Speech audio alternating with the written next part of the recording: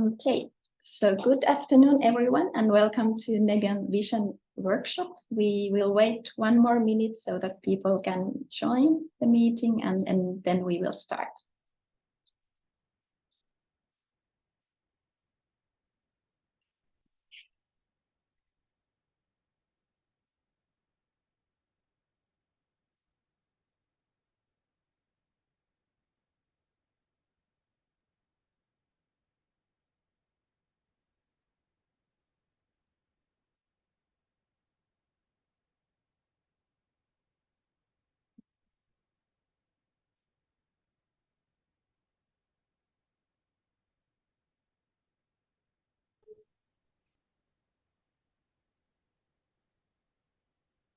Okay, let's start our workshop.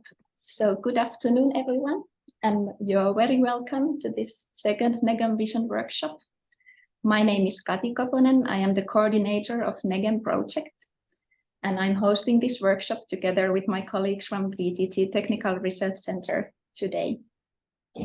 So NEGEM project is a Horizon 2020 funded multidisciplinary research project. And it has been running from June 2020, and it will end in May 24. And the first NEGEM Vision workshop took place in the beginning of the project, and the initial vision has guided to work during the project. But now we are at the point of formulating the final NEGEM vision. And in today's workshop, we will discuss the NEGEM vision on the role of negative emission technologies and practices towards the 2050 climate neutrality targets. The vision work is also supported by NEGEM scenario modeling work, so we will also present the scenario modeling work in today's workshop. And during this workshop, we hope to get feedback from you, our audience, on the vision and on the scenario modeling results. So thank you again for joining us today. We are pleased to see you all online. And here you can see the agenda of today's workshop. So I will first tell some background information and some practicalities about the workshop. Then we will hear from DJ Klima about the current developments in Europe regarding the carbon dioxide removals. Then we will present NEGEM scenarios on the realistic potential of negative emission technologies globally and in Europe. After that, we will go to the NEGEM vision and first have a presentation on that. And then we will discuss on the NEGEM vision and also use some interactive polls to ask your opinion. And at the end, we will hear about the implementation gap and how the negative emission technologies and practices fit in the existing climate frameworks from our colleague Fabiola from Carbon Market Watch. So first about the practicalities. So as you see, we are recording the session. This is due to the dissemination that we can disseminate it later on in our website. We will use Zoom polls to ask you some questions. And we will also ask some open questions, which you can respond in the chat, and we can hopefully also discuss interactively. Please all mute your microphones and raise your hand if you want to speak. So after each presentation, we have time for questions and answers. So there you can also speak up your question, or you can write it in the chat, and we will pick it up from there. So that's about the practicalities, and then during the workshop there are a lot of terms to be used. I think these are familiar to most of you, but if there are any newcomers to the topic, I will go through a couple of most important terms. So we will talk about CDR, which means carbon dioxide removals. You can see a lot of this term NETPs, which means negative emission technologies and practices. And then we will talk about BECCS, bioenergy combined with carbon capture and storage, DACS, direct air capture and carbon storage. And then we will talk about enhanced weathering and soil carbon sequestration as well. Then why we are talking about this topic. well, as you all know, in the IPCC 1.5-degree scenarios, we see that by the mid of the century, we should reach net zero emissions. And after that, we should reach negative emissions. And their negative emission technologies and practices are likely needed. And the aim of NEGEM project is to understand the realistic potential for these negative emission technologies and practices. So when we take into account their commercial, environmental, and social constraints and potentials, how would a sustainable negative emission technologies and practices deployment look like? And how would the country portfolios and the EU-wide potentials and the global potentials look like? As said, NEGEM is a Horizon 2020 funded project, and we have an excellent consortium from 11 different countries. And VTT is the lead in this scenario modeling work package, so today you will mostly hear from us from VTT.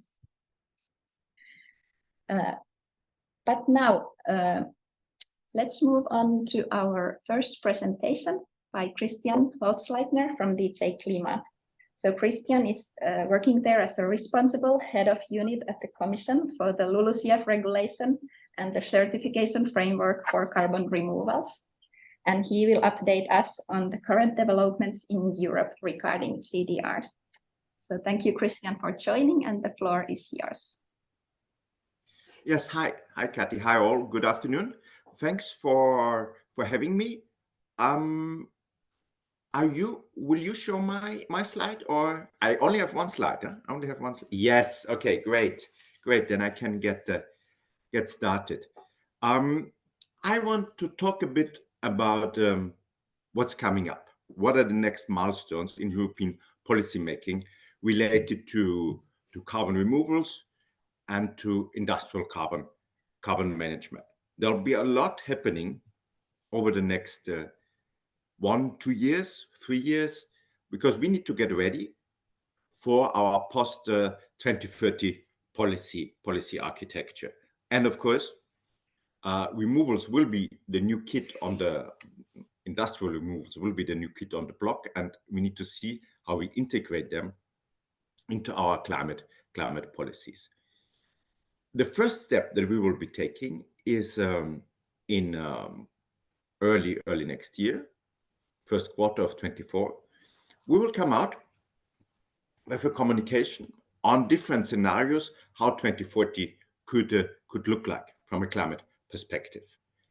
The Climate Advisory Board has put on the table this net target of 90% reduction by 2040. We are looking into how feasible is it? What are the costs?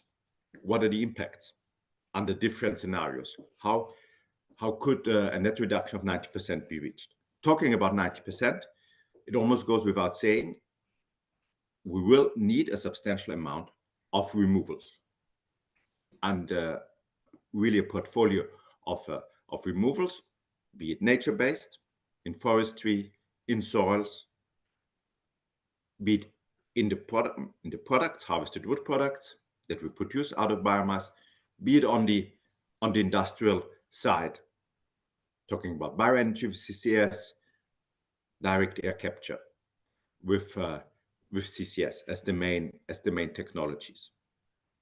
Of course, also as in your scenarios, the demand side will play a big role on how many removals will we actually need. So if we look in scenarios where meat consumption goes down, where, for example, we will fly less, so less emissions from aviation, we will also need fewer carbon removals in 2040, and they will only become stronger in 2050. However, if we maintain our current consumption patterns, be it with meat consumption, be it with our traveling, long distance traveling, we will already need a significant amount of captured carbon and the storage, but also the use of that carbon.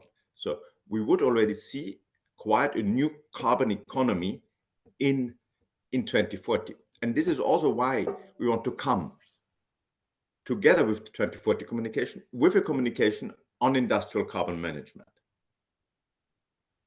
Because I think you cannot see carbon dioxide removals, BECCS, DACs, irrespective of the larger carbon market that you will see in 2040. So we will capture carbon still from fossil sources, we'll capture it from bioenergy, we'll capture it directly from the air or from other waste resources.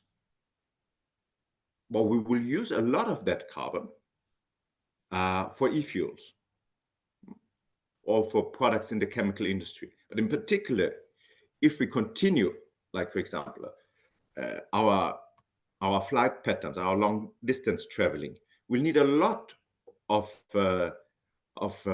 direct air captured carbon to produce those e-fuels. So we'll see like a very mixed market. So we will have different sources of carbon. We will have different uses of that carbon, where carbon dioxide removals will be one of the things to do there. So for that, we also need a much better infrastructure for the transport of carbon, as well as for the different storage sites. I think we are off to a good start with what we are currently financing as projects under the Innovation Fund, where we have a lot of CCUS project, like mostly around the North Sea, because there we have the big industrial hubs for the capture installations, and we have the storage options in the North Sea, be it Norway, be it the Netherlands, be it now more than ever Denmark. And also the CCUS firm is currently taking place in Copenhagen. I think it will be also essential is how do we support those emerging technologies?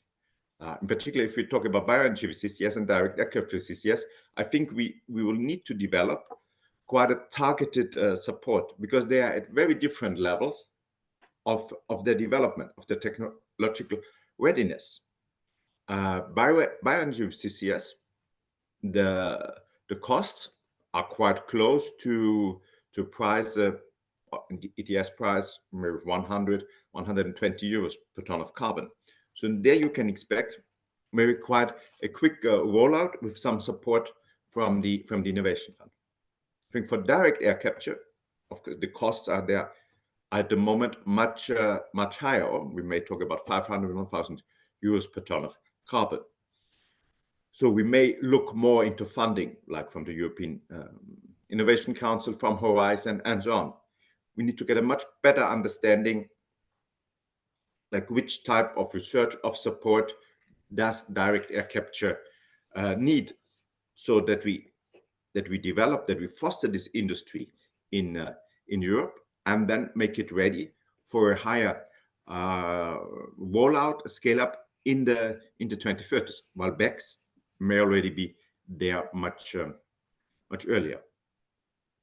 And I think it's also interesting to see that with if we talk about bioenergy with CCS, we always talk about two products. And we can have the removal, we can have the use of the carbon, but then we still produce energy, or we produce products. While direct air captures, you can use the molecule either for the use or for the storage. So that can also have important impacts on the economics of those different technologies. So what we want to do with this communication is to describe the way forward. How is the strategy? How can we develop those methodologies in Europe with a perspective of 2040, 2050? So then, much closer to the implementation, we will have our next workshop of the carbon removal certification expert group in April, and we will have it in the same week as the last meeting of the NEGEM project. As I understand, we're very happy that we can join forces there. We hope that by April 24, we will have concluded our framework for the carbon removal certification. Effectively, we will have this afternoon the first trialogue on the framework. So this means that the negotiations between Parliament and Council start on their positions, and we hope that we can conclude by January, February. And then my ambition would be that in 24 we can make quite some progress for the certification methodologies on both bioenergy with CCS as well as direct air capture with CCS. So we have a lot what we can rely on. We already have the experience from the Innovation Fund on the methodologies. We have the CCS directive with the liability rules for permanent geological storage. So one would hope that we could quite quickly move forward. We also have the sustainability rules for bioenergy from the new renewables directive. So many elements are already here. So we can really make progress concretely in, okay, how can we certify the amount of carbon removals here? Then we will probably, by the end of 24, beginning of 25, again, go back to a much higher level, to a strategic level, when the new commission will propose the climate law. So the climate law means, okay, what will be our 2040 target?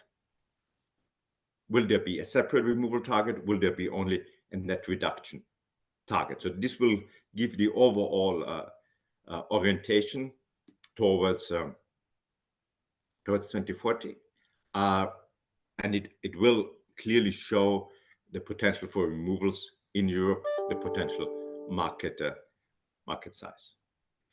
And then afterwards would come very important decisions on the more concrete policies. If we look more at the nature-based removals, at carbon farming, the new common agricultural policy will play a big role. The proposal should come in 25.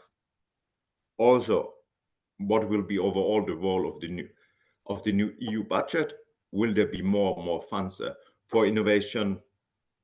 Maybe a sovereignty fund, more support of industrial policy. And then two very concrete initiatives on the climate policy side. By 26, we will have the review of the emission trading system on the integration of negative emissions, so of BECCS and DACs, into the EU ETS. As I said, overall, and what we'll already touch about in the communication, is of course the economics for both. The ETS price may not yet be enough to incentivize BECCS or DACs, maybe BECCS more than DACs. So how do we fund that gap? And then finally, more on the bioeconomy side, we'll have the review of the LULUCF regulation in 2026. One of the things is we should look more into carbon storage in products, how we can reward that. Overall, also better incentives for nature-based solutions for carbon farming and so on. So until 26, we should have a very clear picture on where we are going until 2040 on the really strategic level, and then also on the concrete policies, integration into the emission trading system, research funding, innovation fund, but then also on the nature-based side, how would we set there the incentives within the framework of the LULUCF regulation? So I hope this first overview is helpful, and thanks for your attention. Thank you very much, Christian. We can take a couple of questions if there are anyone who wants to ask. You can raise your hand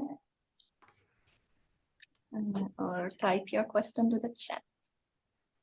So Miles, please.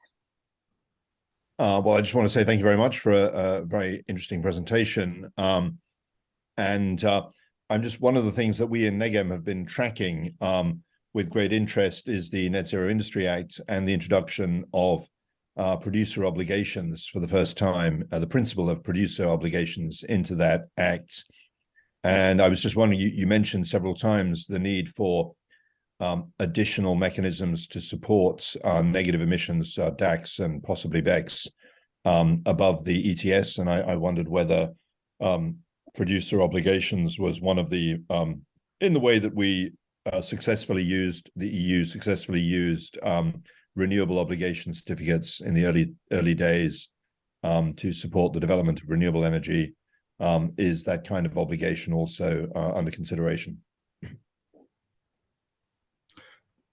This is one of the options. Another one could be the purchase of carbon removals. We have now just launched like a contract for difference for hydrogen for 800 million euros budget under the Innovation Fund. So let's see how this goes. So that could be another avenue how we get this going. I don't know, like for example, the Swedes are also looking into such a reverse auction. So this is something we'll have to see, and we'll kick off the discussion with the communication on the industrial carbon management. Any other question? I have always lots of questions, but that's fine. It's a really good presentation and lots to think about. Thank you for that, Christian. Yeah, thank you very much, Christian. There's definitely a lot going on, so good luck with all that for the rest of the year and for next year. So thank you very much, and we will move on then in our program.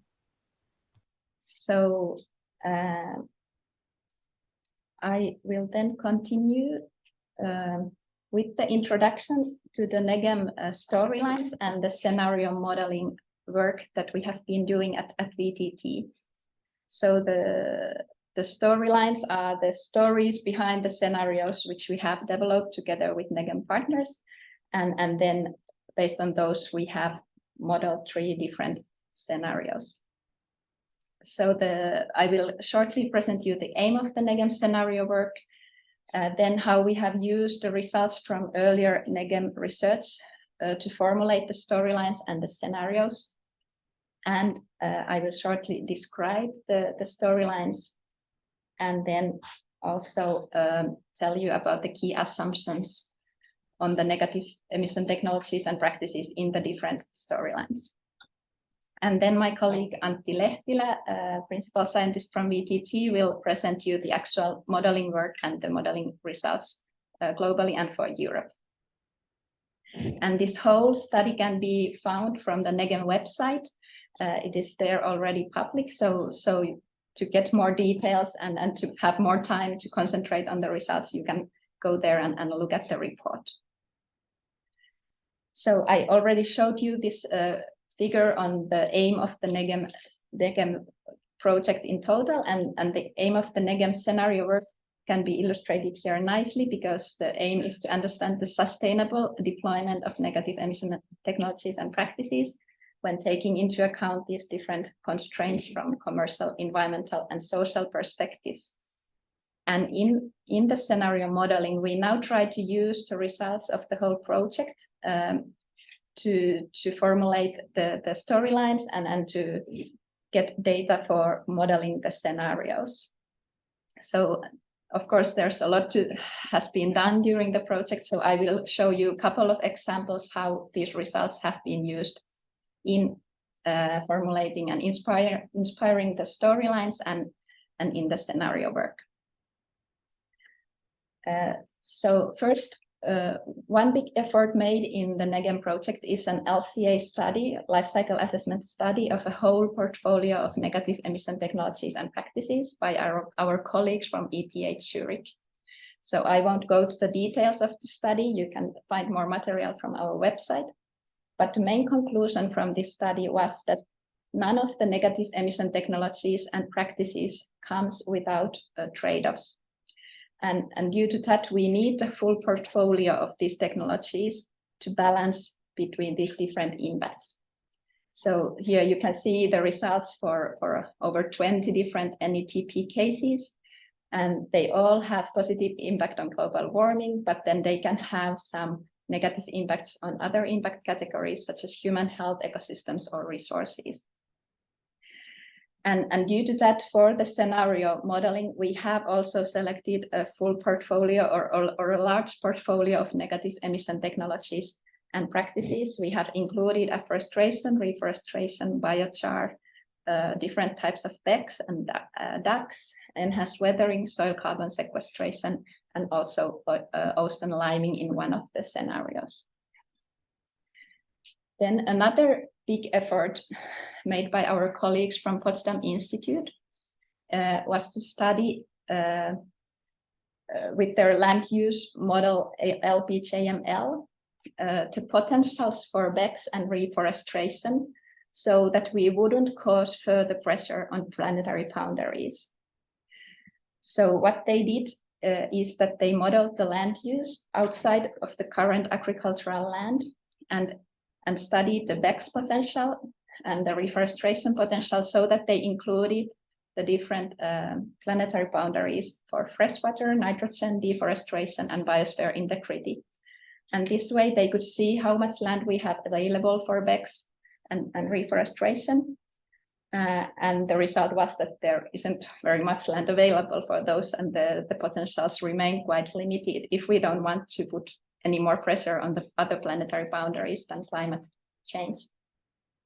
And what they did after that is that they studied different dietary changes and how much pasture land could be then released for BECCS and reforestation, so that we could then support the carbon dioxide removals. And these results have now been integrated to our modeling.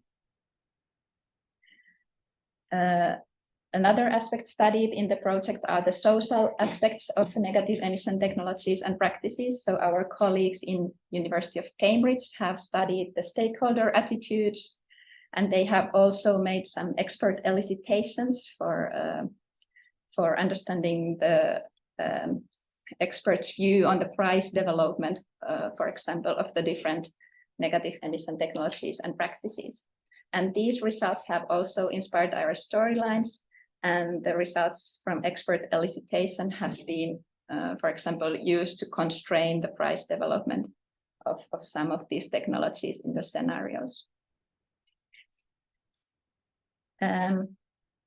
So based on all these results and the discussions inside or internal discussions with NEGEM partners, we have formulated 3 different storylines. And these all aim for 1.5 degrees warming, and they all aim to describe realistic potential for negative emission technologies and practices. But they put emphasis on different aspects. So the first storyline is called 1.5 degrees technology storyline, which focuses on optimistic technology development and market-based implementation of negative emission technologies and practices. Then we have a storyline concentrating on environment, and it really focuses on environmental sustainability and not putting more pressure on the planetary boundaries, including some lifestyle changes. So here we have especially used the results from PIC's land use modeling I presented earlier. Then there is a 1.5 degrees security storyline, focusing more on security and self-sufficiency, inspired by the current geopolitical situation. So here we assume more of isolation and regional markets.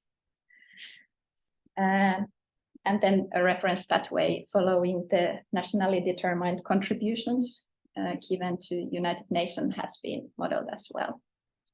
So you can find the full storyline descriptions in the research report from our website.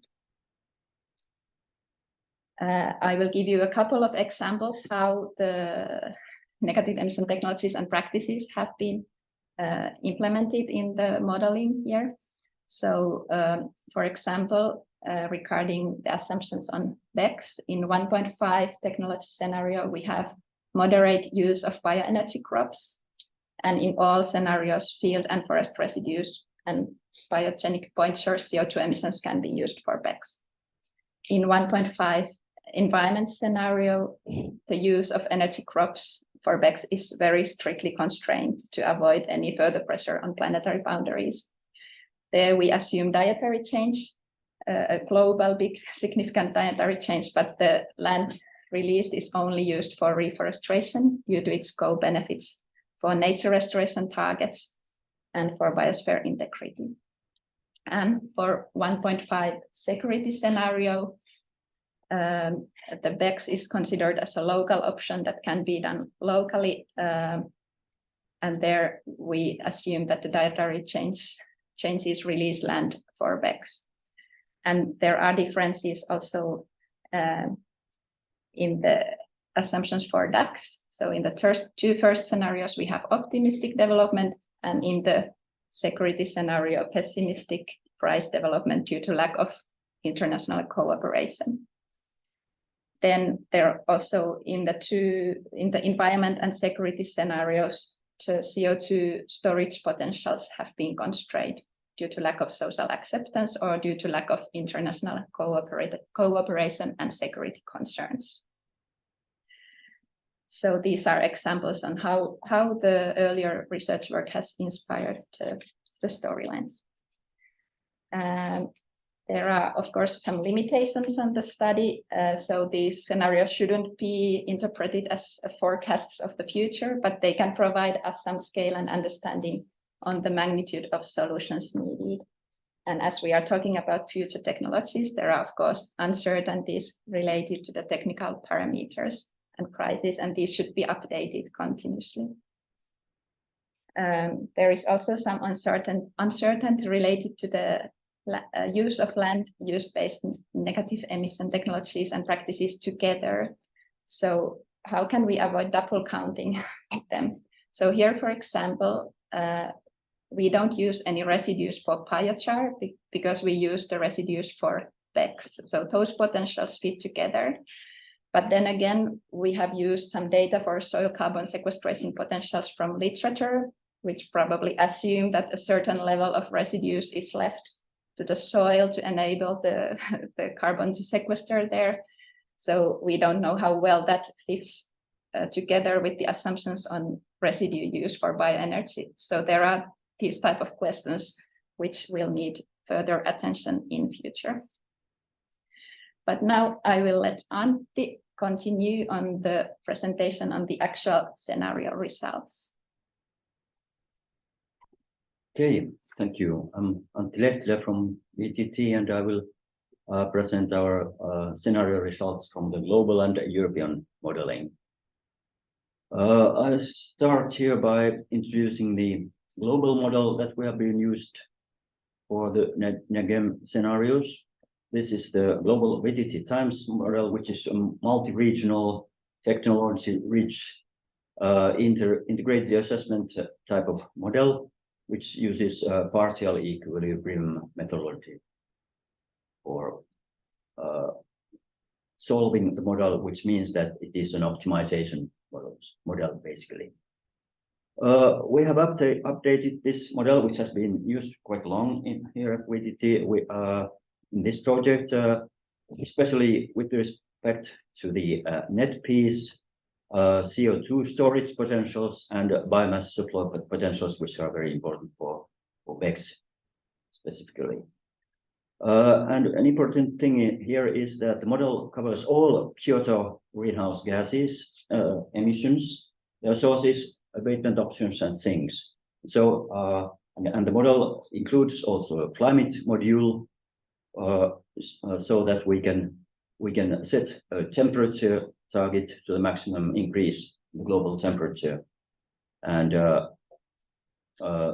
find the optimal measures to achieve the temperature target, and possibly other constraints on emissions, of course, resource constraints and so on.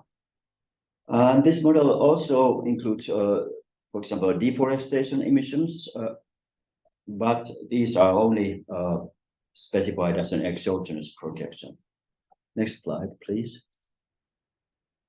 This largish table shows the potential estimates that we have used in these 4 scenarios. The NDC scenario, which we use as a reference, then the technology scenario, environment scenario, and the security scenario. And here on the left-hand side, you can see that we have tried to include all the main net P options in the model. And concerning BECCS, the important thing is the energy crop feedstock potential, which is driving the BECCS potential largely. Of course, there are the residue potentials as well, which Kati already mentioned. Then the DAX potentials, which are just set. We have tried to set some realistic bounds because there are practically rather small constraints, technical constraints on DAX, but of course the rapid expansion has some realistic constraints as well. Then we have the biocar potentials, SCS, soil carbon sequestration potentials, afforestation potentials, reforestation potentials, then ozone alkalination potentials, and enhanced weathering potentials. These are the net P options included in the modeling. And then, of course, an important part is the geological CO2 storage potentials. And all these assumptions that we have used are listed there. I will not go into the details of those, but you can find them in the reports. Okay, here we have the first, the basic energy supply results, which is, of course, interesting to see because energy system is main thing impacting the climate change. On the left-hand side, we have the primary energy supply, and on the right-hand side, the electricity supply. And you can see from our scenario results that the primary energy consumption, total primary energy consumption, is growing quite moderately compared to the increase in the past decades. For example, in the between 2000 and 2025, primary energy consumption globally increased by almost 50%. But in our scenario results, the growth is much slower, such that by 2050, the increase is only around 10%. But concerning electricity, the results show rapid increase in electricity supply and consumption. And this is, of course, due to the ongoing electrification in all sectors.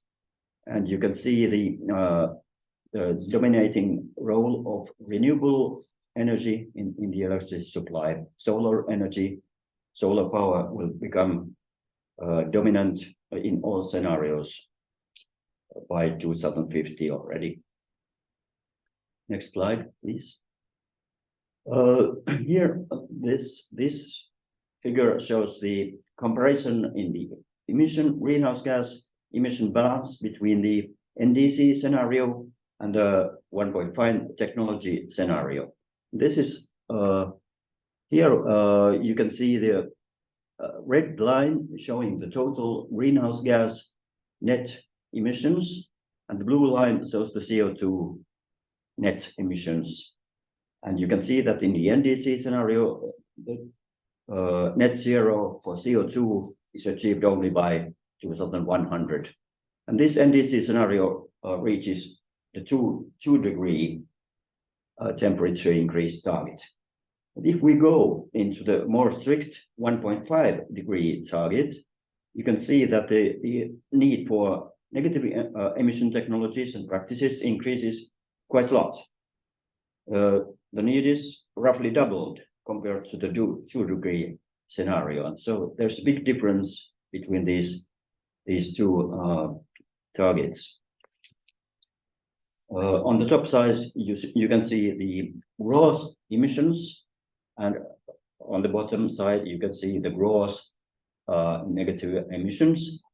And these are both gross amounts, and so the net, for example, concerning many negative emission technologies, there are also offset emissions upstream. For example, DACs use energy, and the emissions from that energy production is included on the top side. Okay, next slide shows the comparison of the 1.5 scenario variants: technology, environment, and security. Again, the red line shows the net greenhouse gas emissions, and the blue line the net CO2 emissions. You can see that the net CO2 emissions would have to be about 10 gigatons negative between 2060 and 2100 in all scenarios. There is some variation in the shape of the curves between scenarios. And here you can see the role of the different negative emission technologies, such that all the options that we have modeled actually come into the model results. They become deployed globally, each one of them. However, the ozone liming option appears to be a very marginal option in the results. It was included only in the fiber technology scenario, and so it is the most uncompetitive of these options that were modeled. Okay, next slide. This figure shows more clearly the comparison of the negative emission options and their role in the scenarios. And on the bottom part, you see the nature-based solutions, of which the forestry is very important and in many cases a priority option. And then we have the soil carbon sequestration, which is also quite important according to the results, based on those potentials, which were all based on the realistic assumptions. The technical potential for soil carbon sequestration is estimated in many studies much larger, but we have used conservative estimates, and here are the results of it coming deployed, the scale of deployment.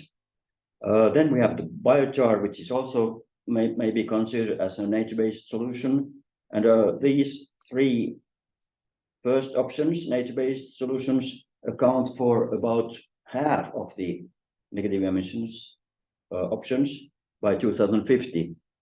But after that, because the potentials are limited, we need also more of these other options, which are based on the CO2 storage largely, the BECCS solution and the DACS technologies, which become more prominent in the latter half of the century. And you can see also the role of enhanced weathering, which is also considerable, but not so important as many of the others. Okay, next slide. This figure then shows the application of BECCS by technology clusters, which may be interesting to see also. And you can see that, for example, in the technology scenario, at first the most low-cost option is the bioliquids production equipped with BECCS, because the capturing of CO2 is most low-cost option, and after that the bioliquids contribution is stays pretty much on the same level throughout the century. But the power and heat option will become increasingly important in the next decades. By 2050, it is already at the scale of about 2 gigatons, and increases quite a lot, especially in the security scenario, but it's left at a much lower level in the environment scenario because of the low bioenergy potentials in that scenario. Okay, next slide. Here are some key conclusions from the global modeling.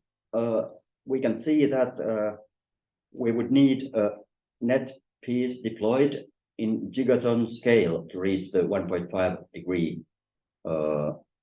temperature target. And this implies that no net P option should be excluded at this stage from consideration. But you should also bear in mind that these results were achieved by cost optimization, and there were basically no other policy measures in addition to the NDC targets, which were included in all of these scenarios.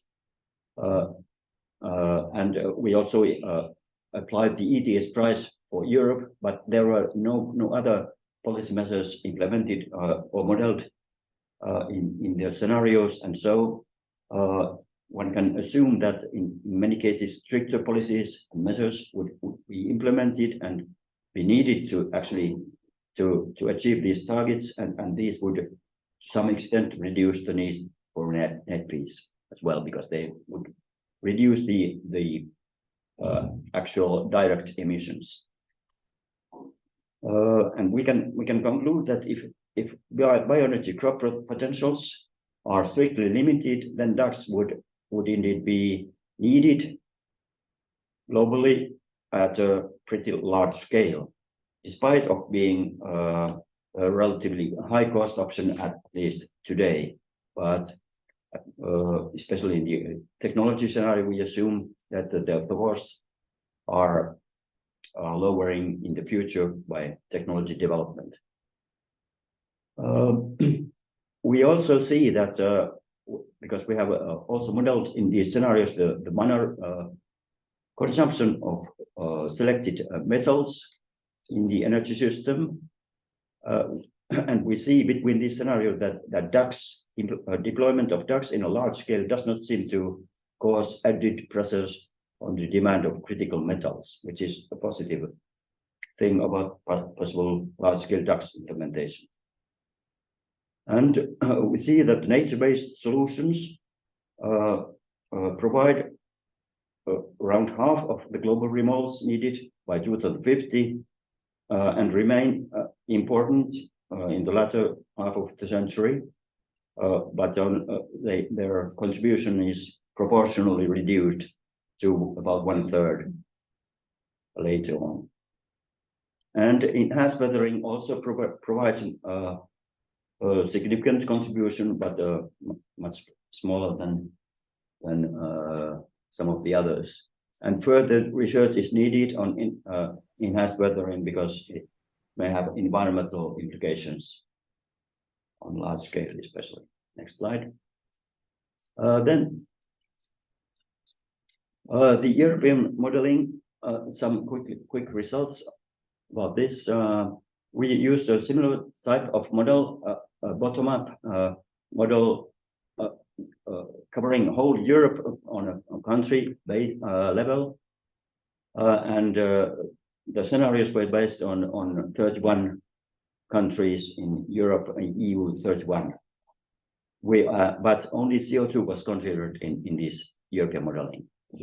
And here we took into account the Fit for 55 package constraints for or targets with the ETS sector and effort sharing sector.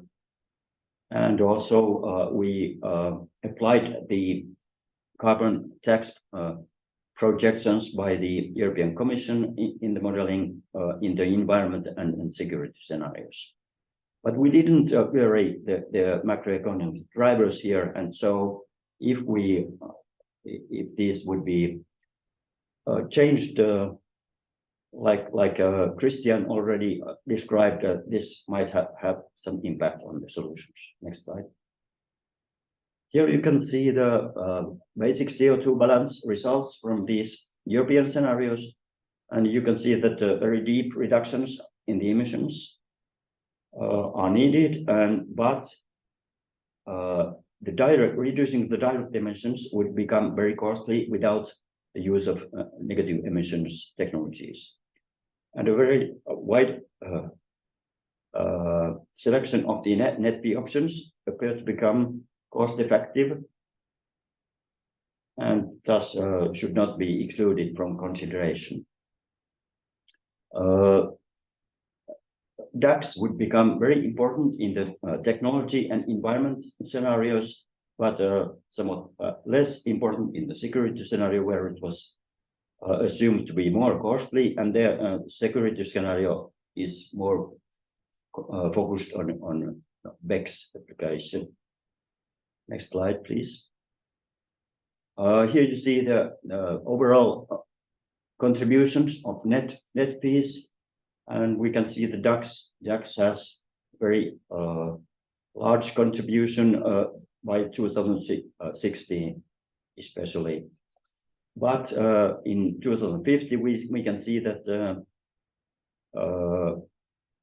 the environment scenario has clearly the lowest amount of net Ps, which is caused, for example, by the assumed high tax CO2 tax projection which we used, and also the low potential for bioenergy crops.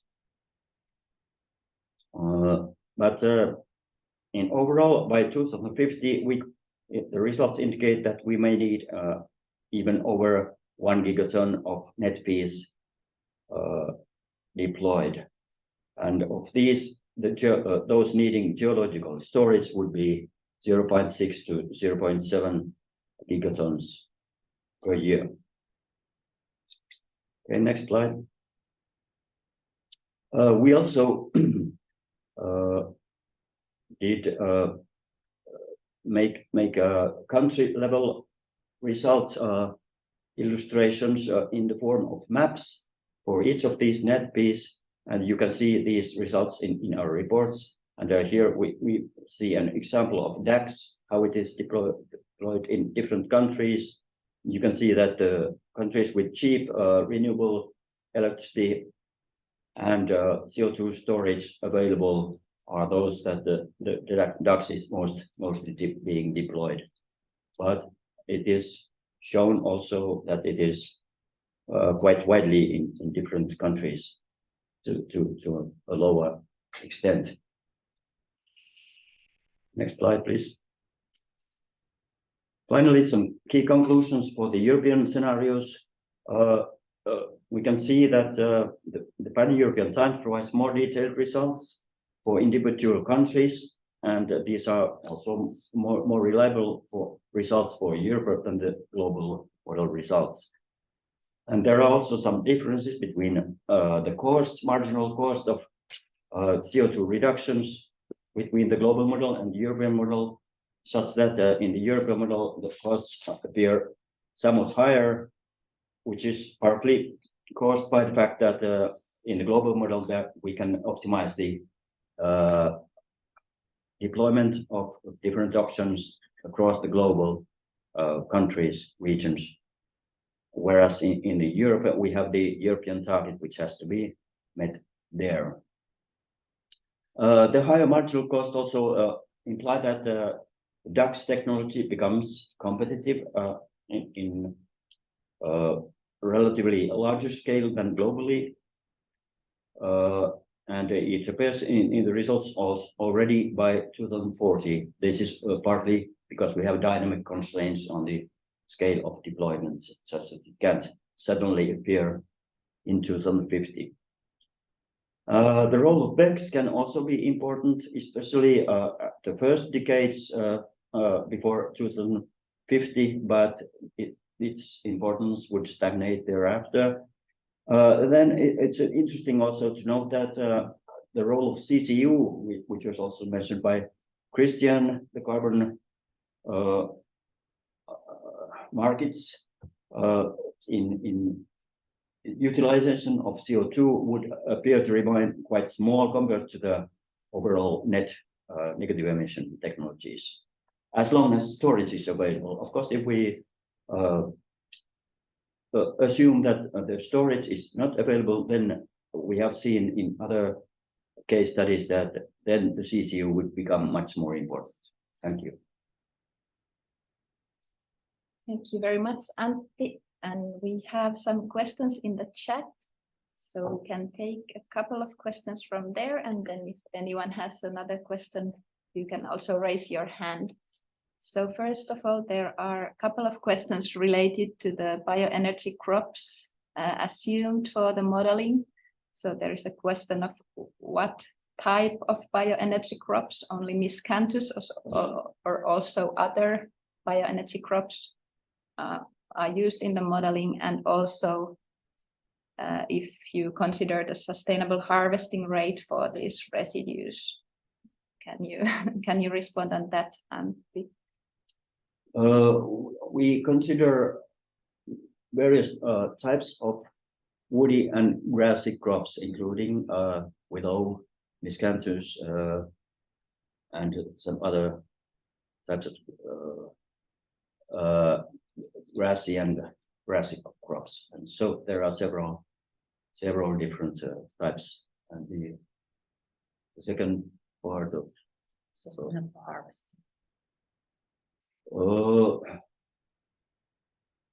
I'm not sure what that means concerning.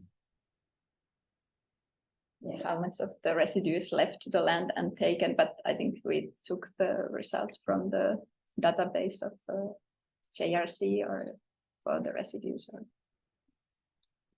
Yes, these are based on estimates of sustainable potentials, and so we did not model the harvesting in any detail in this model.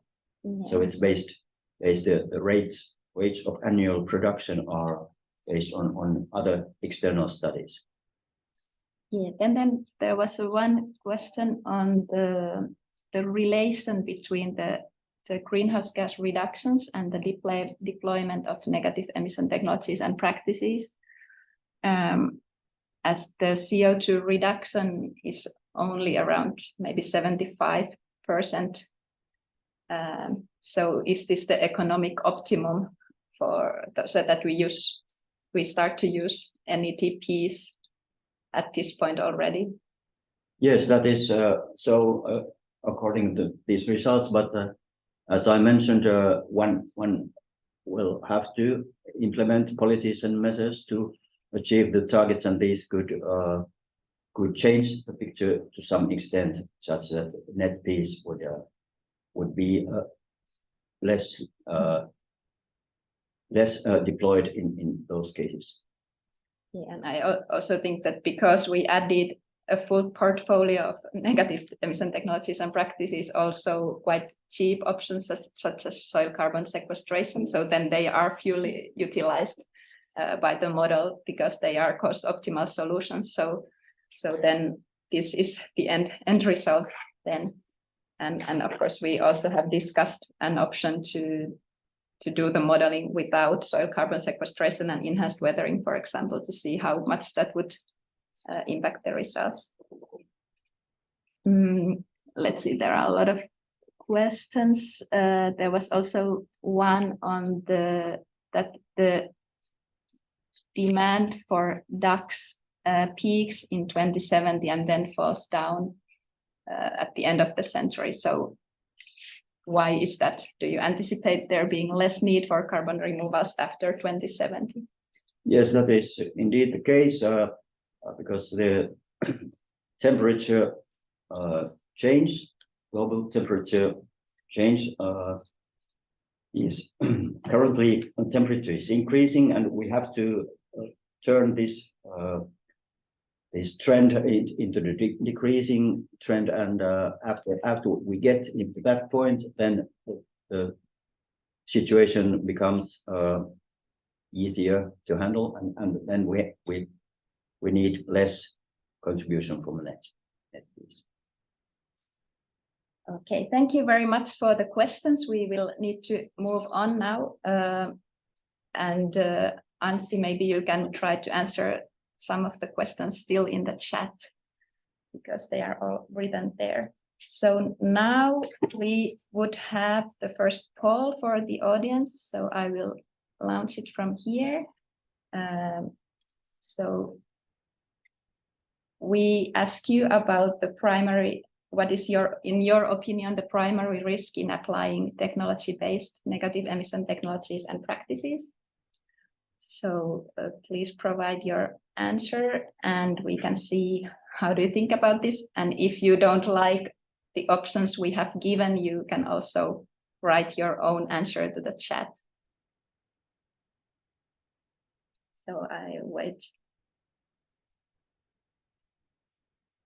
a couple of more answers to come, and then we can see the results. So it seems that taking the focus out of emission reductions is a popular answer here, which is of course true. And as Antti said, also these results show that we would actually need a lot of actions to reduce the emissions, that the current actions are not enough. And also the environmental risks and high energy consumption get some votes here. So thank you for that. And okay, so now you can see the results. And then I had another question on the nature-based solutions, the same question there. So what would you see as the primary risk related to the nature-based solutions?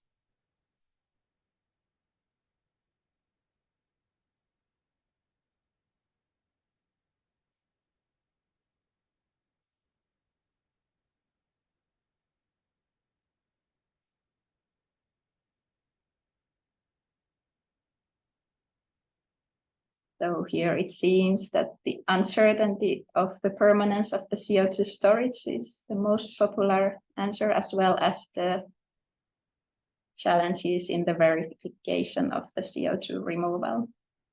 So there is some work to be done in the EU Commission to solve these issues related to the nature-based technologies or solutions. Okay, so let's share the result for you. So here, I guess we think more that we need these solutions in any case, that they don't have such a risk of taking the focus out of emission reductions as the technology-based options. So thank you for that. And then we will move on to the presentation on the NEGEM vision. So this is done by the research team leader, Tiina Koljonen from VTT. And Tiina is sitting here just next to me, so we change the places. So good afternoon from my behalf. Nice to see that there are so many of you have joined our vision workshop. We are a little bit delayed in our time, so I will rather quickly go through the vision process, so what we have been doing so far, and some thoughts of a NEGEM vision, where we are standing now. And then also Kati will, in the end, talk about the next steps.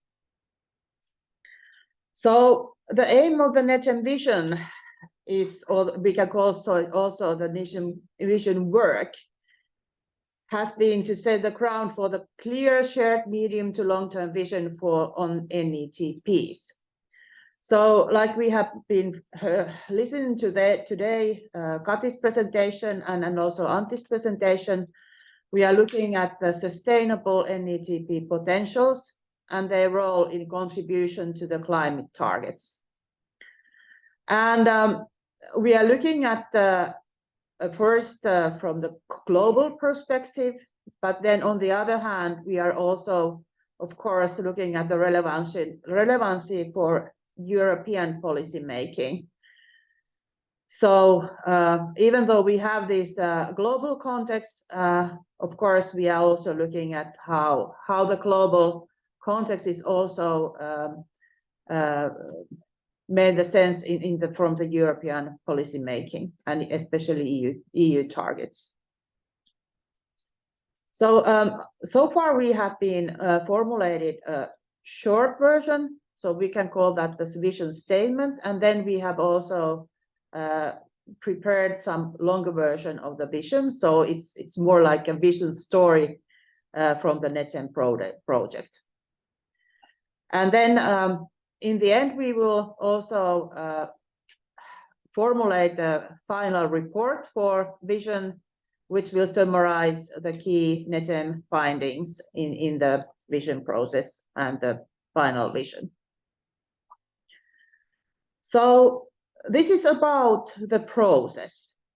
So very beginning of the project, we already had our initial NEGEM vision formulated.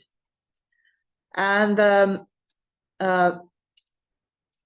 initial NEGEM vision that has been used to guide the NEGEM research work. So that has been there in the background throughout the projects. We used the NEGEM vision also to formulate the storylines. And the storylines then were quantified for NEGEM scenarios, which Antti just showed. So capturing the trends and possible NETP futures, emphasizing the policy targets. We have been looking at the co-creation and so on. And now we are here to discuss about the NEGEM final vision. So we are really looking for your ideas and comments. So you are working here as an external expert. And the vision criteria we are looking for, we need to include the acceptability. We would like to have that the vision also includes some ideas about the evidence-based research, what we have been looking. Then, of course, we also need to have this European policy exploitation. And then in the end, in the very final reporting and analysis, we are also combining the climate change mitigation targets with the other SD sustainable development goals.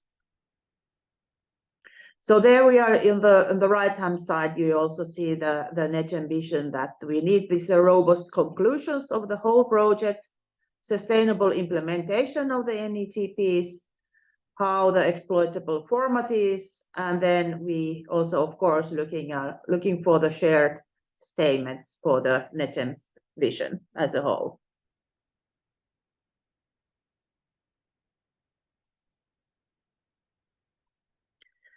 So this is about the process.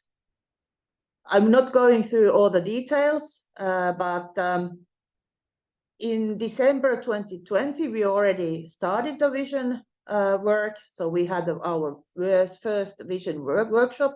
Maybe some of you also joined. We have made the literature analysis and formulated then the initial NEGEM vision.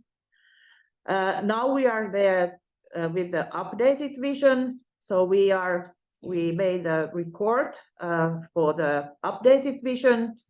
And then the beginning of the next year, we will report the final NEGEM vision. And the final NEGEM vision will, of course, include the inputs from NEGEM partners, and then we are especially looking for inputs also coming from the external experts.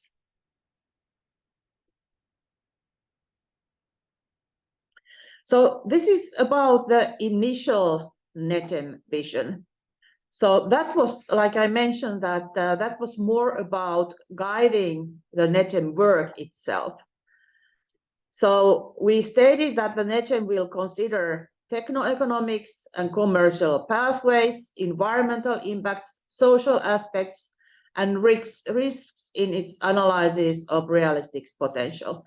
And as you were able to see that in the scenarios, we have been trying to also implement and test all these aspects when we have been created the scenarios and different scenario storylines.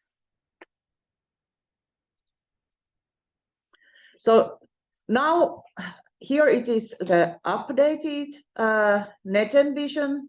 So for the climate neutrality targets. And we are especially looking at that what are the negative emission technologies and practices we need, when we need the implementation, and now I would like to emphasize the large-scale implementation, and then on the other hand, how the NETPs could be implemented. So what are really needed for the implementation of NETPs at the large scale? What already was seen from the first poll, that we are also looking at that the carbon dioxide removal should be the complementary measure.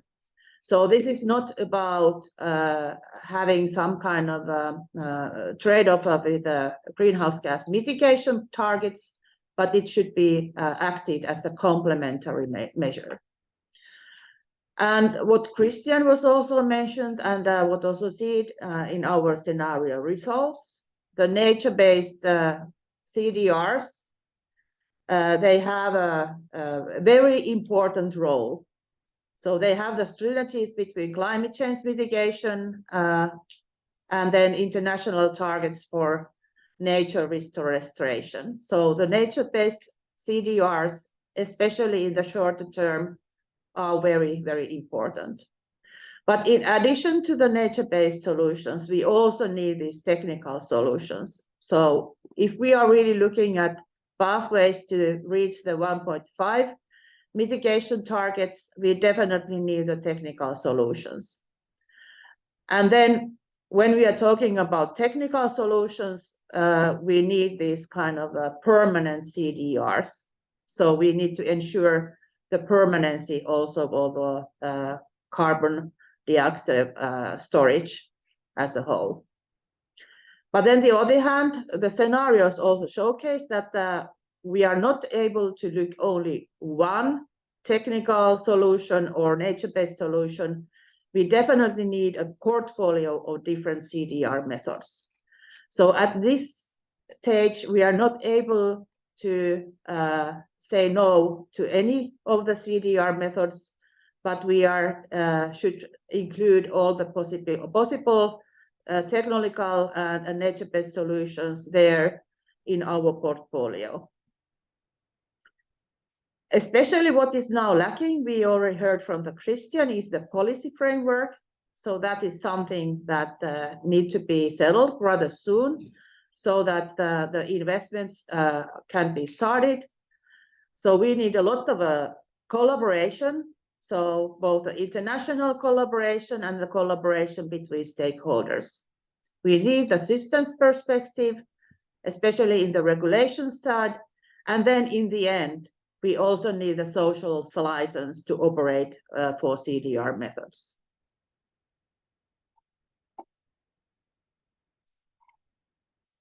So here are the key points from our longer version of the vision. we have tried now to combine especially the scenario results and also the key messages from different working packages of the NEGEM projects we have received achieved so far.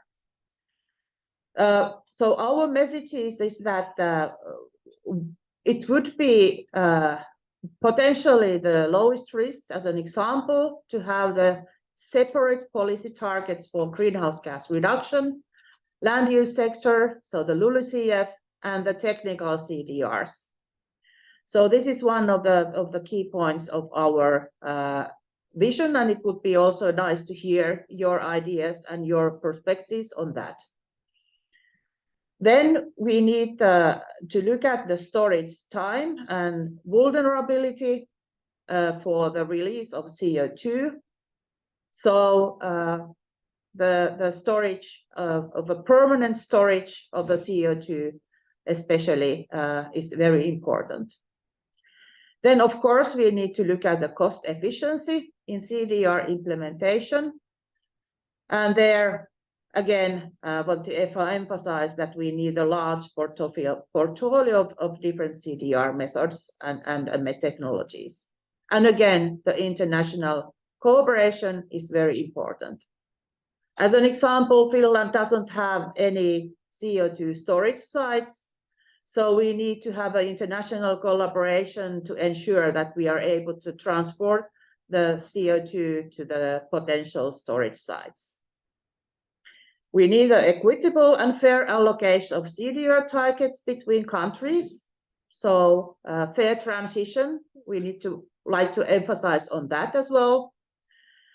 And then something about the results, so which was evidenced by the scenario so far, that by 2050, based on our results, about half of the removals is provided by nature-based solutions. And for the nature-based solutions, we definitely need to accelerate the implementation immediately. The technical solutions are, like I mentioned, very important. And it is also very important that we start to scale up at least in the next century, the 2030, 2040, at a large scale. And on the other hand, the highest deployment of technical solutions were evidenced to take place in 2060 or 2070. But then, lastly, I would like to also emphasize that it was very nice to hear from the Christian that we still need the significant behavior change. So in our scenario assessments, we made some trials for also the lower demand scenario, but I would really like to welcome more the low demand scenario exercises to come in place, so that we are really able to see that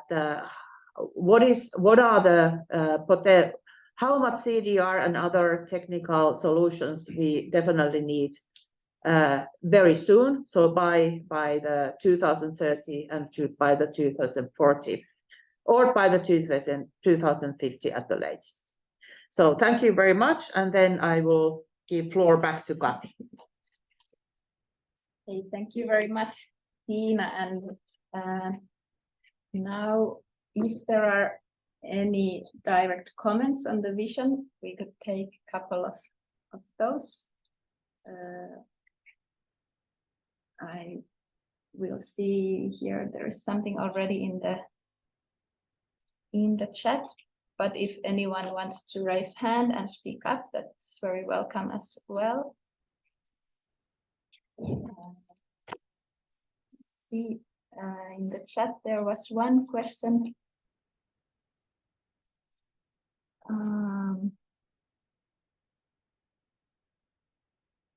So there is a question about the international collaboration on CDR that Tiina talked about. So presumably this includes trade in CDR credits generated outside of the EU. And does the modeling suggest how much CDR might be worth to non-EU countries? And how would this transfer of wealth be best managed? So that's a quite difficult question. Tiina, do you want to try to answer that? Yeah, thank you. I definitely agree that it's a very important question. In our scenario modeling, we have been assuming global emission trading. So the CDRs are implemented in those countries where it is most cost efficient. So, but of course, if you are looking at the fair transition, it's also very important to look at that. What are the local impacts of the CDR? So that is unfortunately something that we are in these projects have not been able to do. So it's more about the cost optimization, global modeling we have been doing, and then on the other hand, on the EU level modeling. And there it's the main thing is that how we are defining the potential in each global regions or at the EU level in each EU country. So the costs and then the sustainable potentials and then on the other hand, the emission trading system as a whole, those are the key things that we have been looking at in the modeling side.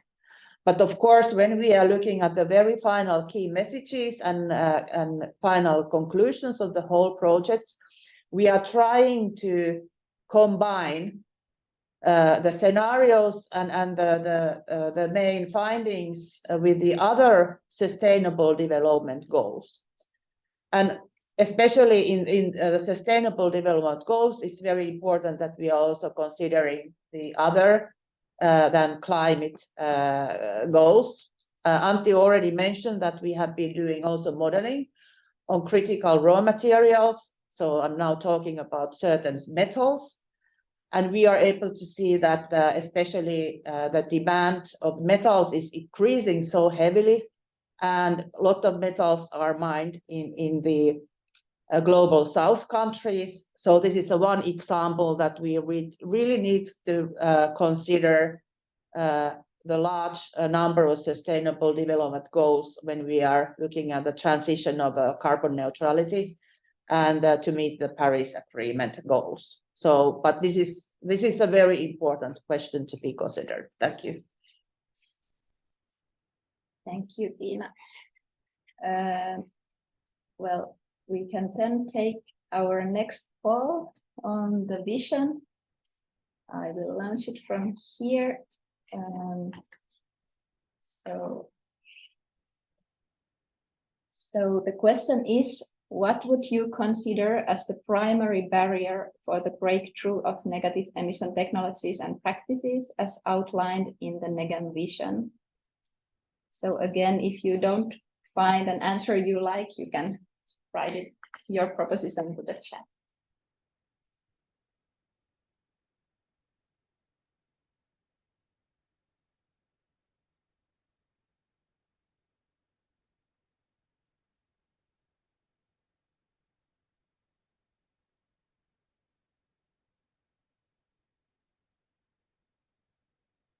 Okay, so it seems that the economic performance of these technologies is one of the primary barriers, as well as the lack of common European policy framework.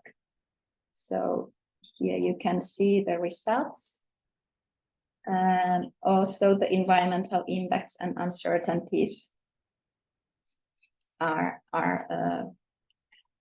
getting some votes. And it is true what is commented in the chat that it is hard to answer the poll because there are so many different types of negative emission technologies and practices, and they all have their specific features. So that is of course true. But thank you for your answers on that. And I will take the next question also straight away. So that's the last poll question for you. So that is, what policy instruments would you see most efficient in supporting the development of negative emission technologies and practices in this direction suggested by the NEGEM vision?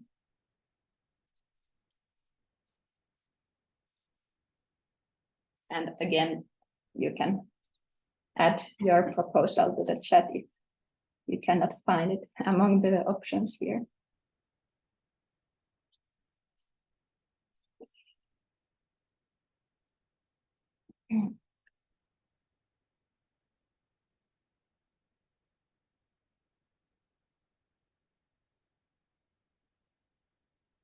So here it seems, yeah, there are two options that are the most popular. So developing market-based mechanisms for METPs, or setting a separate target for carbon dioxide removals in the EU climate framework. So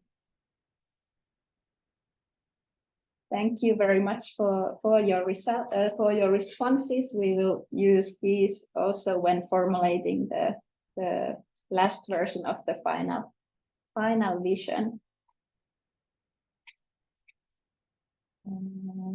Then we had a comment in the chat from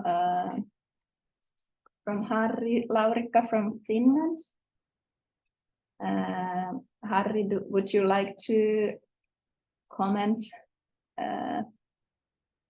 aloud, or do I read it? Do I read it from here? Yeah, hello. Maybe you can all see it. The comment. I won't repeat the comments from here. So thanks. Maybe, well, just the key points. So yeah. So we should start the development immediately to have enough time. Yes, thanks for the comment, Harri. We will also copy the chat and use these comments in our work for the final vision.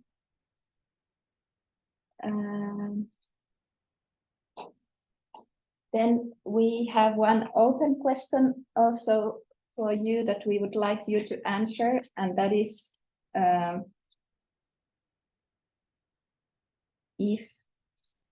if there is something relevant lacking from this vision, and what would that be?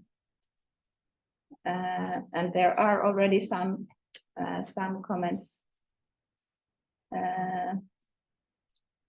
on that. For example, from Aise Spiker.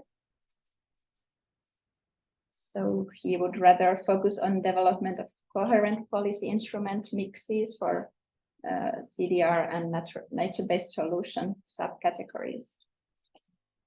So that's a good addition. If you have any ideas what is lacking from the vision, please write those in the chat, or you can also raise your hand and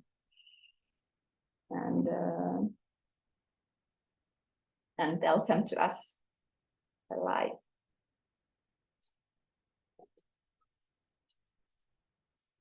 Also, any other thoughts on the vision are very welcome, and I will now show you the vision once more, so you can have a look at it and tell us if you find anything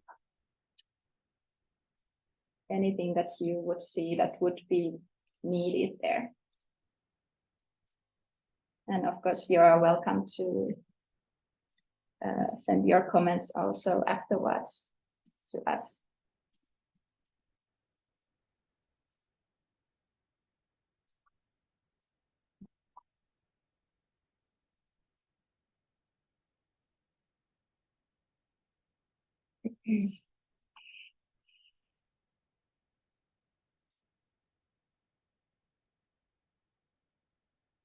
So I will leave you some time to write on the chat. And in the meanwhile, we can move on to the next presentation slowly from Fabiola de Simon. So Fabiola is working as a policy expert in Carbon Market Watch, and they are part of the NEGEM consortium, so our NEGEM partners, and they have studied the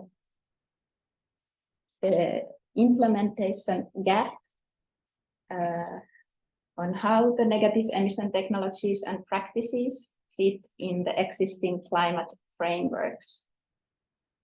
So please, Fabiola, the floor is yours.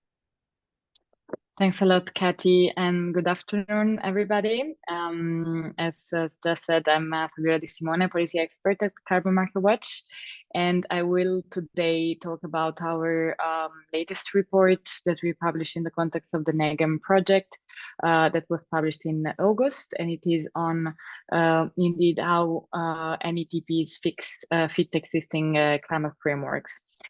So if we move with the slides to just introduce the content. So we know very well that there is increasing interest in CDR methods and potential.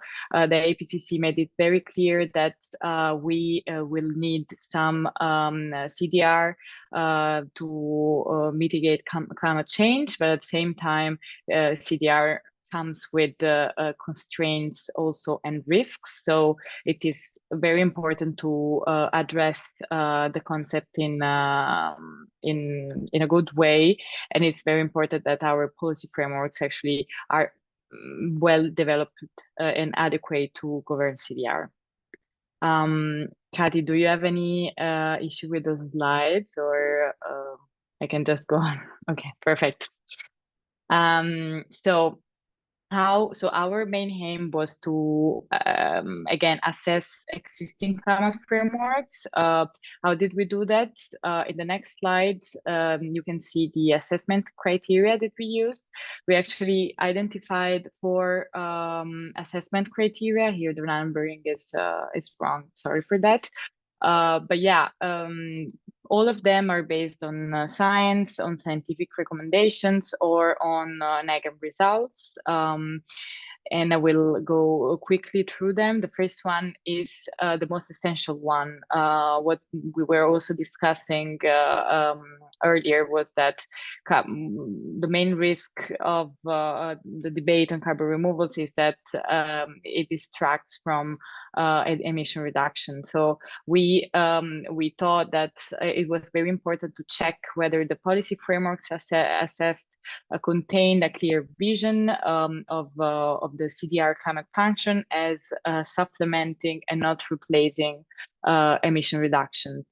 The second criterion is very linked to the first one, which is and is about the existence of a separate CDR target set by law in a way to actually avoid the risk of mitigation deterrence, avoid that removals can actually be used to replace emission reductions. So a dedicated was there already set in law a dedicated CDR target. The third criterion is instead about definition of CDR. We use the definition that was suggested by Tanzer Ramirez in their paper, When Are Negative Emissions Negative Emission?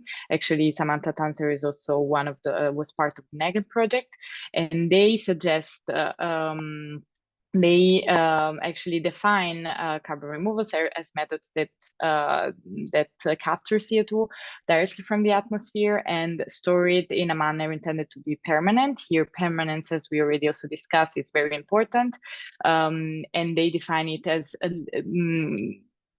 at least several centuries, or at least as the time that the CO2 stays in the atmosphere, which is from 300 years to 1,000 years.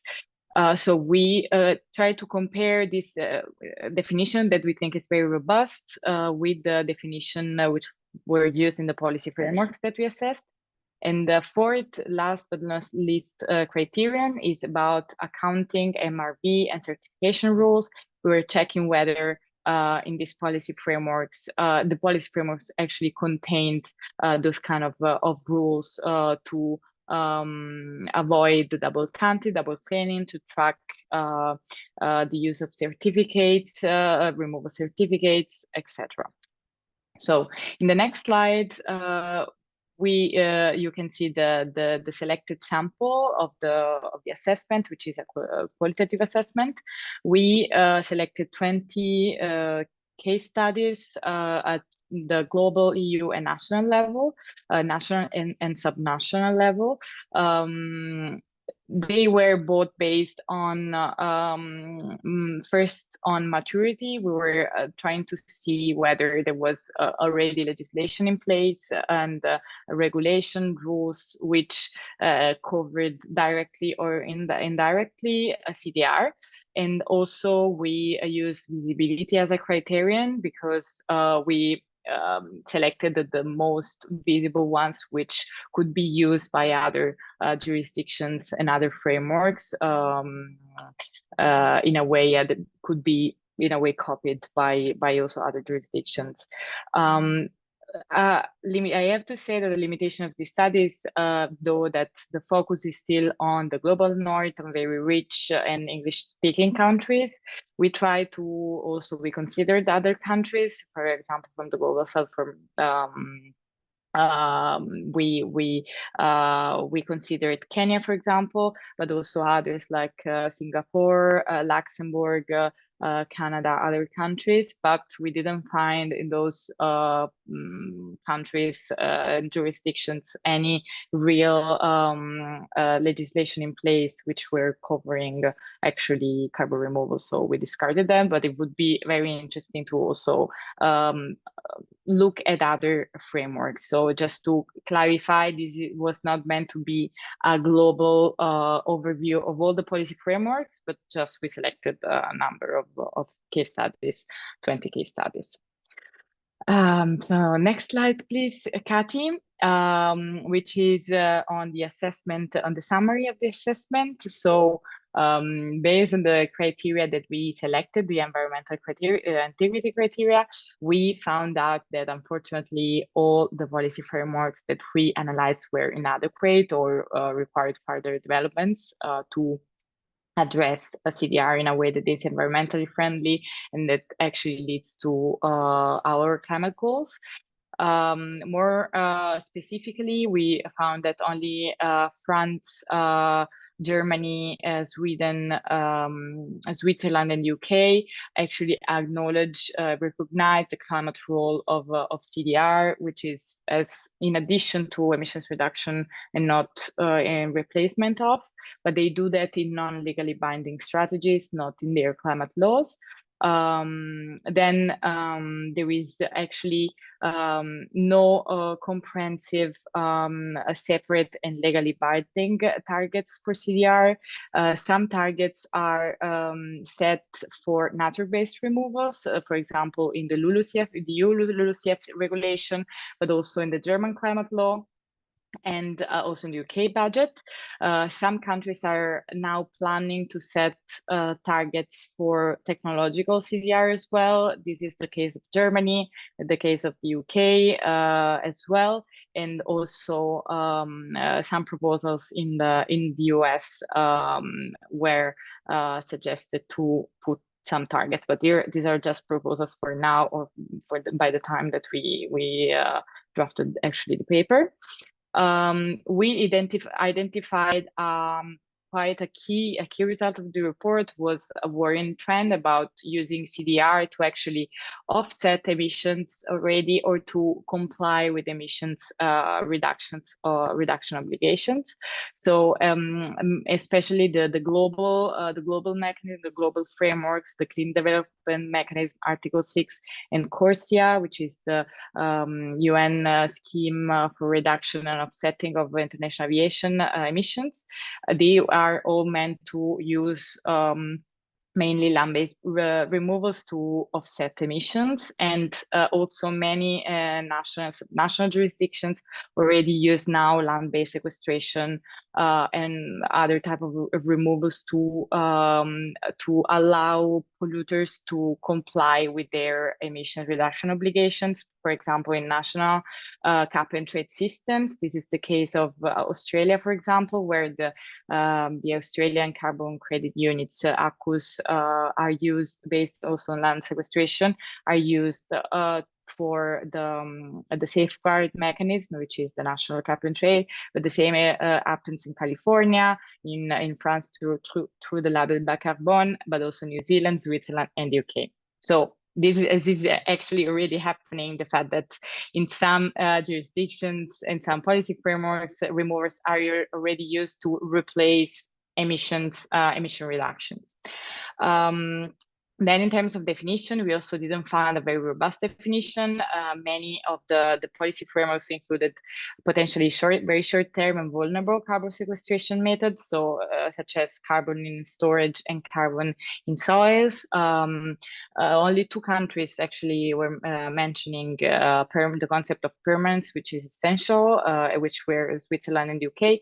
But Switzerland was defining it as going from decades to centuries, whereas UK didn't provide any definition of permanence, just said that permanence was important. And last but not least, we didn't find any comprehensive accounting and MRV methodology in place. Some are already in place, of course, for example, but just limited to some specific aims. For example, the LULUCF regulation for the land-based sequestration in the EU, and some other methodologies, for example, for to certify the credits used in some offsetting schemes. In the next slide, there is a focus on the EU, just because I thought it was important this webinar today. It was interesting. So just to look at the policies at the EU level, we looked at the carbon removal certification framework, which is the only one which is actually dedicated to carbon removals in the EU. As we know, there is no CDR dedicated policy. The CRCF, unfortunately, remains problematic. The assessment was based on the Commission's proposal. Now the file is going through the process, the legislative process in the EU. There will be trilogues between the EU institutions, but the main characteristics of the proposal from the Commission was that there was emissions reduction included in the definition of removals, the sustainability criteria, and were vague, and also the methodologies were just left to future legislation. Now they will decide in the expert group, etc. So the CRCF is not really respecting the criteria and principles that we identified. Then we looked at the 3 policies which are dedicated to emission reduction: the ETS, which currently doesn't include CDR, but the possibility is actively discussed. And we think that by doing that, by actively and directly including CDR in the ETS, will make of it an offsetting scheme, and this is very problematic. And then there are already now in place some loopholes in the effort sharing regulation, which is imposing some emission reduction targets to member states. The loophole is in allowing countries to use some surplus of sequestration, the LULUCF, to actually comply with the targets in the ACR, and this is already in place. And also the Renewable Energy Directive allows to use some best agricultural practice to lower the carbon content of biofuels and bioliquids, and in this way is also very tricky and problematic in offsetting emissions and transport. Last but not least, LULUCF regulation and carbon and common agricultural policy, they're more direct ramifications. They're more relevant for land-based sequestration. Deployment is sustainability, but yet they're just based on land sequestration, and they are not very well interconnected, I would say. So the last slide is about our recommendations. It is actually a pity that Christian, I think, left already a long time ago now, because I think it's interesting for policymakers. So I think that we think that a key component of a CDR policy is to make sure that they have the framework as it is a dedicated, separate framework where it is clear what is the climate function of CDR. We will need it. We need to deploy it. But in addition to emissions reduction, it is to be very clear because we're already using them to replace emissions reductions. Second, it should introduce specific legally binding targets for CDR. This is also a way to incentivize, as we were saying, removals. But ideally, these targets should separate, as we say in the vision, permanent removals and LULUCF removals, because they're very different and they need to be approached in different ways.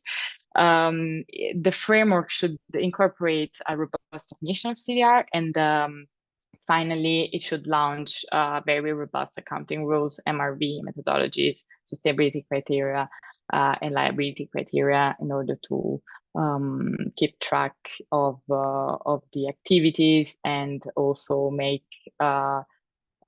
who needs to be liable of any kind of reversals of the CO2 in the atmosphere. That's it from my side. I hope I didn't go too much over time. If you have any questions, don't hesitate. Thank you.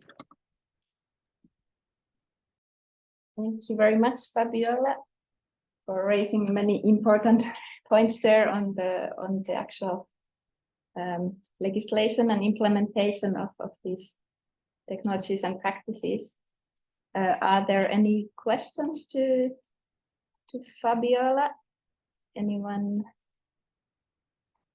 Let me see in the chat. Is there anything on this presentation?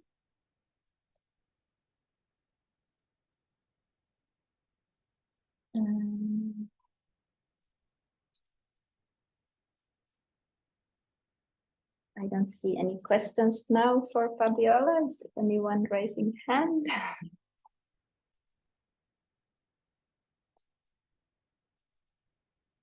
If not, then thank you very much, Fabiola, for your presentation. And also this study is available on the NEGEM website. So you can go and look at it, and they have very nice tables on the key conclusions on different legislation frameworks there, and also on this country study. So that's very nice form of presenting the results. So you can go and see quickly the main conclusions. So thanks again for joining us, Fabiola. Indeed, thanks a lot. Okay, so we will then move on to the next steps and conclusions of the workshop. You are still very welcome to provide any comments and any proposals regarding our scenario work or the vision work. Also, after this workshop, you have my email because I have sent you the calendar invitation. So please feel free to be in touch also after this workshop. But what will happen now is that we will use the feedback from this workshop and the active discussion in the chat and on the polls to formulate the final NEGEM vision, and that will be published in the beginning of the February next year. Meanwhile, there is a NEGEM stakeholders survey ongoing, so please respond to that if you feel like it. It's made by our colleagues from Cambridge University, and I have heard that it is very fun and enjoyable to respond. So please go there and see what they are asking from the stakeholders. I would also like to inform you already at this point that the NEGEM final event will take place in April, 18th of April in Brussels. So please stay tuned for that. And it would be great to see many of you there in Brussels next April. Also, as said several times, there's a lot of material available in the NEGEM website. So you can go there and find all the reports that we have referred to today, and also a lot of more extra material and a lot of scientific papers also from NEGEM project that has been already published. And you can also follow us in LinkedIn. We have been there quite active recently, posting the key messages of different deliverables and also the information about the NEGEM events and the ongoing survey. So there is a question about the slides. So we will send the slides as well to the participants afterwards. So then you will have more time to look at the results. I know there was a lot of information during a short time. So if you have any thoughts afterwards, please don't hesitate to contact us. Any comments at this point regarding anything that has been discussed during the workshop?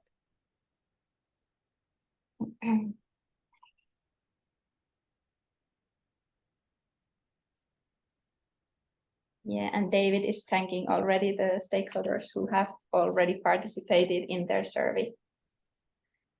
And we will continue the NEGEM work still for some months before the project will end at the end of May. And I hope to see you all in the coming NEGEM events as well.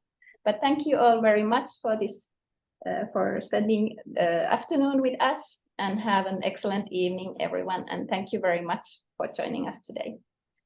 Bye-bye.